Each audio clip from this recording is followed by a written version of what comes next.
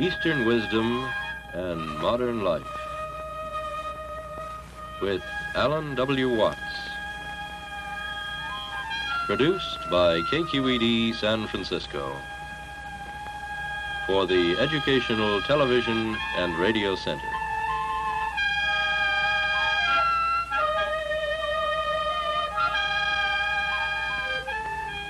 Alan Watts is a scholar, lecturer, and the author of many widely read books on comparative philosophy and religion.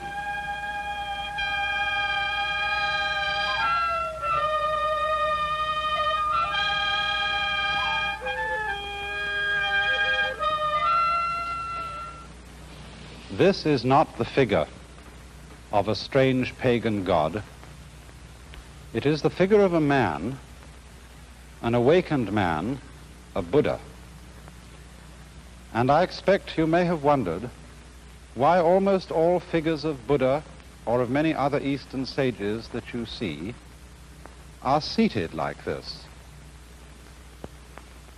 This figure of Buddha is in the posture of meditation, and the way in which he is seated and the whole cast of his features and of his expression symbolize a certain attitude to life, a certain way of looking things, which in Indian and Chinese philosophy is considered essential to sanity.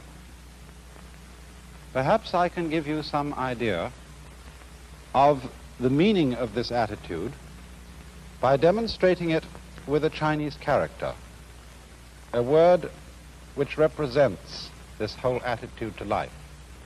Most of you probably know that Chinese characters are originally picture writing. And in this particular character, this half of the character is said originally to have represented some water bird, perhaps a stork or a heron. And this other part of the character is, first of all, a sign meaning the human eye. And then you put legs on it, the activity of the eye, and that means seeing. And the whole character is pronounced guan. And it means a certain kind of observation, a certain way of looking at things which might be typified by the image of a heron standing at the edge of the water, as in this painting, which is by the great Japanese artist Kano Motonobu. There is the heron standing quietly and serenely, watching the water. And so, the whole meaning of this attitude to life is what is summed up in the entire Eastern idea of meditation typified in these Buddha figures. And I want to try today to explain to you something of the meaning of this attitude to life.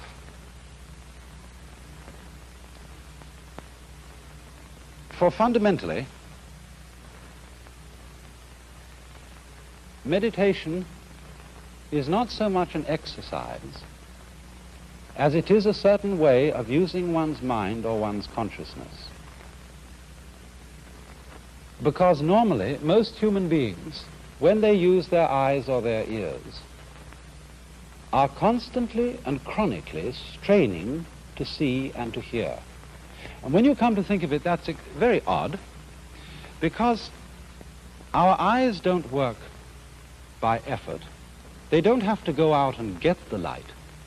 The light comes to them. And in the same way, sound comes to our ears. And even the sense of touch comes to our fingertips. We don't, for example, have to press a thing hard. If I want in the dark, I'm trying to fumble and feel what this is.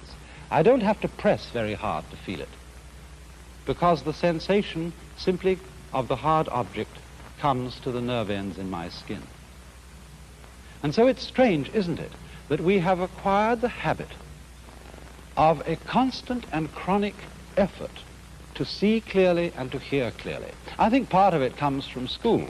You know, when children are listening to a teacher in class, they're always fidgeting or doing something like this, you know, and looking around and twisting and jiggling. And the teacher says, "Pay attention!" And the children immediately, to ingratiate the teacher, are able to sort of ham or act what paying attention is like. And paying attention, of course, is staring at the teacher in front. Yes, we're very interested in what you say. And sometimes, to get their concentration clear, they curl up their legs around the legs of the chair and go into all these strained attitudes so that the teacher knows they really are trying very hard to attend. And it is through such conditioning as that, through being taught that we must try to see and try to hear in order to have clear sight and clear hearing, that we learn constantly to strain our senses in their use. But as a matter of fact, this impedes the clarity of our senses, because if you will try staring hard at a book in front of you, or staring very hard at the TV screen you're looking at right now, you will find that it becomes fuzzy. Also, in the same way, if you're trying to listen, say, to a telephone conversation while the children are running all over the house and screaming, if you try to listen to the telephone, you'll get very angry and you'll have to stop to yell at the children to make them be quiet. But on the other hand, if you just let the sound come to your ears, you'll have no difficulty at all in hearing. So, you remember then that heron I showed you. When that heron was watching for fish, it wasn't sort of going like this, looking all over the place for what, like, fish here, fish here. No, heron is just quiet like this. And as it were, the whole area of vision is simply coming to the heron's eyes. And the moment it sees a ripple in the water, it darts down and gets the fish. Now, I don't think it's only that we have been taught by teachers and parents and so on to try to see and try to hear clearly. There are other factors in the problem. And one of them is that while we are seeing and hearing, we are trying to make sense of our world by thinking about it. And the act of thinking also introduces an element of strain into the use of our minds. And I think the reason for this is, perhaps you will remember how I showed you on a previous program, that thought is linear. You know, it goes one word after another. It's strung out in a line. We think thought, thought, thought, thought, thought in a line like this, one after another. Whereas when we see to what is going on entirely. We take in a volume when we see. We take in a great area. Nature is a volume rather than something strung out in a line. But when we think, we get one thought after another, and so the process of thought is much slower than the process of seeing and using our consciousness or our mind as a whole. And this then requires a certain effort to make thought keep up with what we are seeing or what we are hearing. Also, you see, thought works by abstraction. What do I mean by abstraction? Well, a lot of Chinese characters are abstractions. If we take, for example, the Chinese character for man, it is written this way. Now, that was originally the head and legs of a human figure, something, you know, like this. When we draw an abstract figure of a man, everybody knows that's a man. But as a matter of fact, it cuts out a great deal of man. This figure cuts out all the details and gives us a simple image which we can grasp all at once.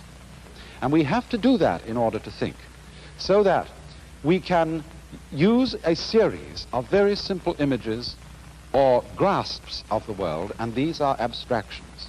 And it is fundamentally in terms of abstractions that we think. Now,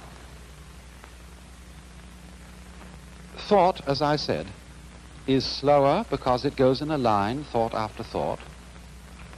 And also thought is abstract.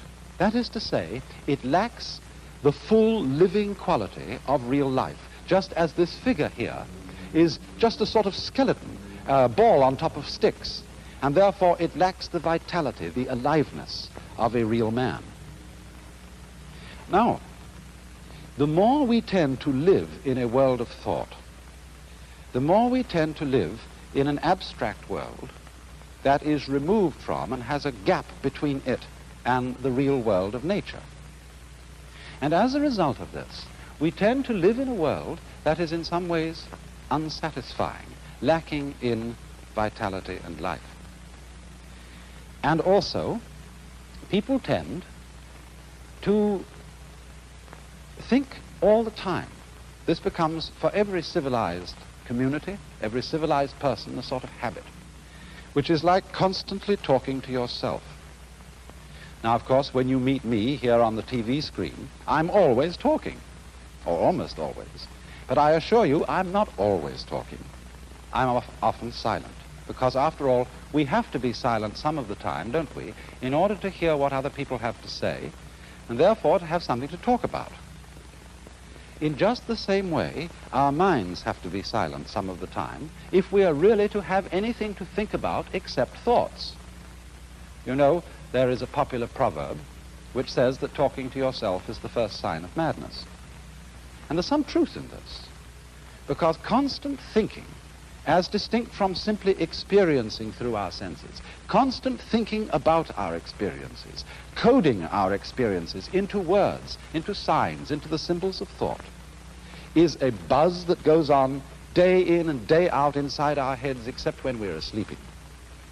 And as a result of that, we begin to live in a world increasingly divorced from reality. And that is why in those Oriental cultures in India and China and Japan, it has always been considered important for everybody to spend some of his time, by no means all of his time, but some of it, not thinking, but simply in the attitude which was represented by that Chinese character which I drew at the beginning, pronounced guan, or quiet observation. Remember this point, it's important. This is not saying that thinking is a disturbance, is a thing that human beings shouldn't do. On the contrary, it's a highly important acquisition of man.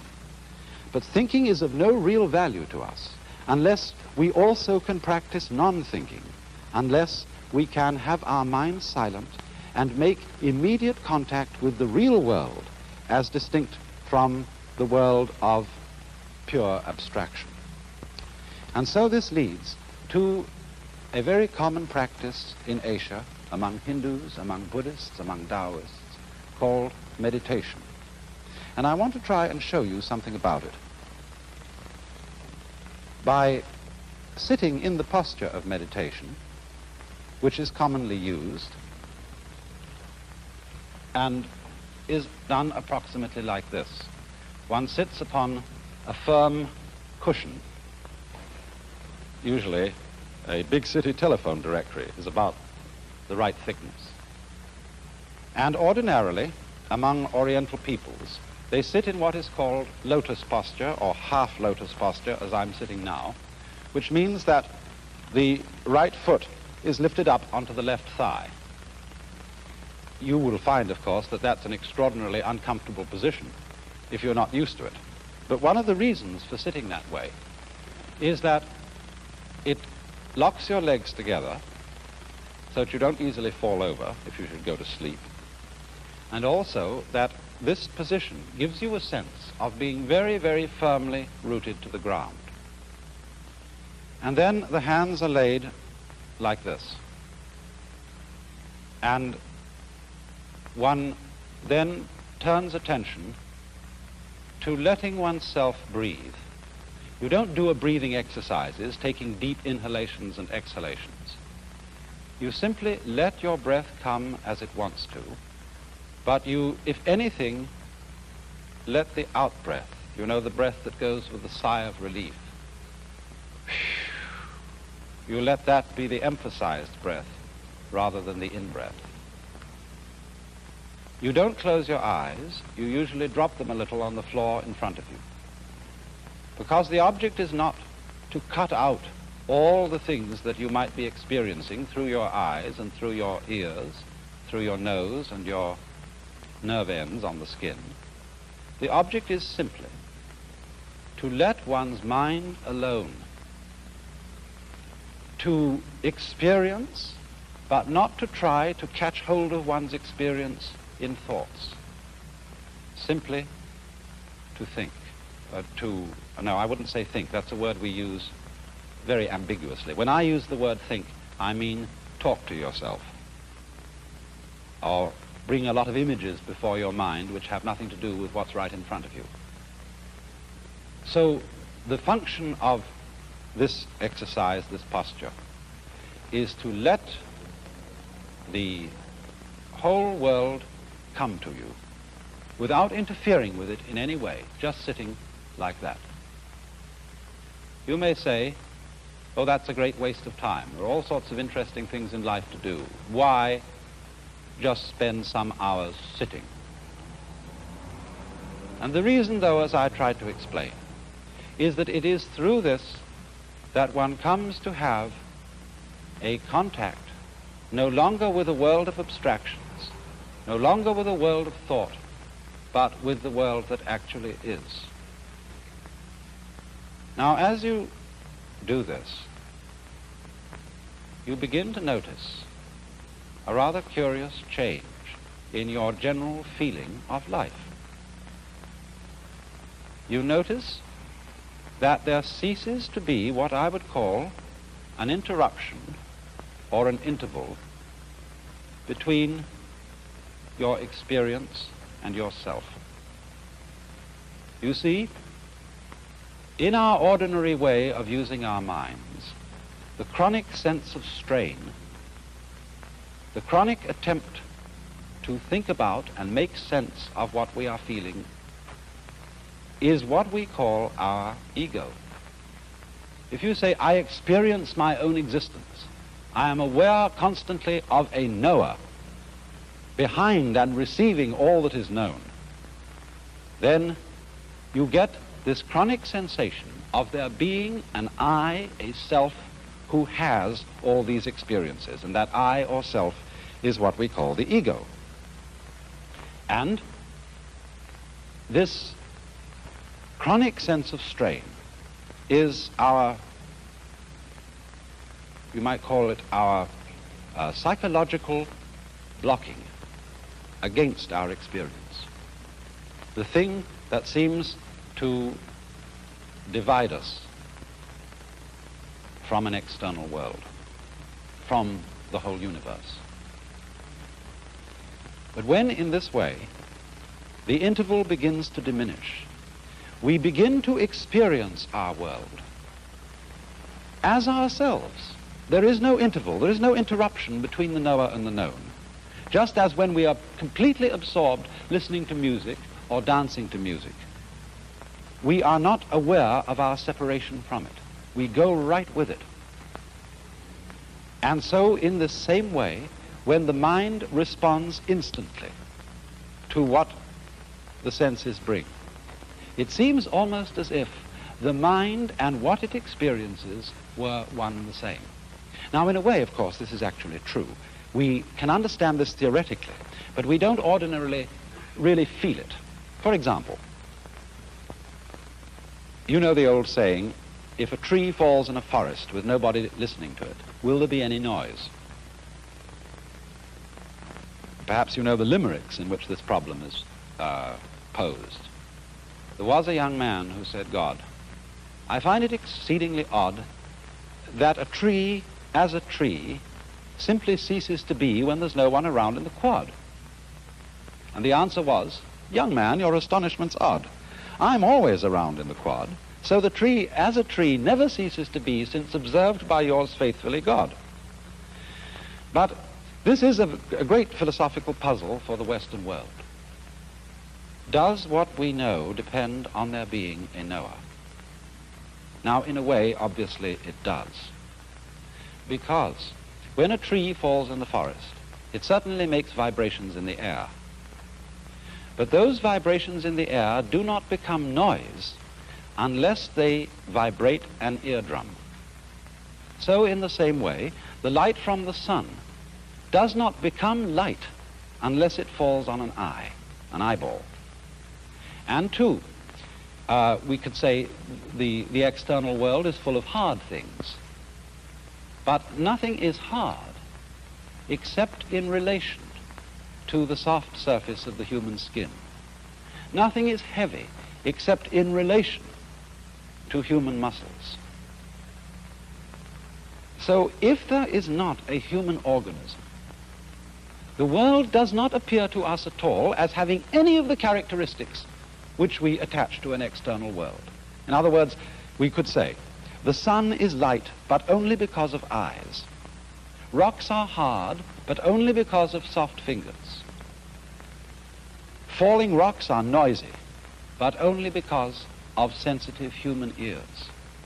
We cannot form any idea at all of what the world would be like without an observing mind. Even such things as duration, the span of time, depend upon the human mind to appreciate them. Space depends on a human mind to observe the world from a particular position and so know that there are things which are distant from it. Without this mind, there could not be any world that we could think about or conceive or imagine in any way whatsoever. And so this shows in a very clear way that our mind and the external world go together. They are inseparable differences. You remember in a recent program how I tried to illustrate the idea of inseparable differences by taking a coin or an object here like a cigar, which has two distinct ends, but you cannot separate those ends. This is very important. It's worth repeating because it's quite fundamental. If I would want to take one of these ends off and break the thing and throw it away, it would still have another end. There would still be two ends there. I could never get rid of the situation of it having two ends. So you see that although the two ends are different, there is just one object. And so in the same way, although there is a difference in a way between the knower and the known, between man and the world, nevertheless, these two go together, and they are fundamentally inseparable. And therefore, when our consciousness is responding instantly, without any interval or interruption, without any, shall we say, stopping to think about it, then we have a situation in which we are actually realizing, we are actually feeling the true physical relationship which exists between man and his environment. And this we could call the experience of oneness or unity with the universe, which is the function of meditation. Now,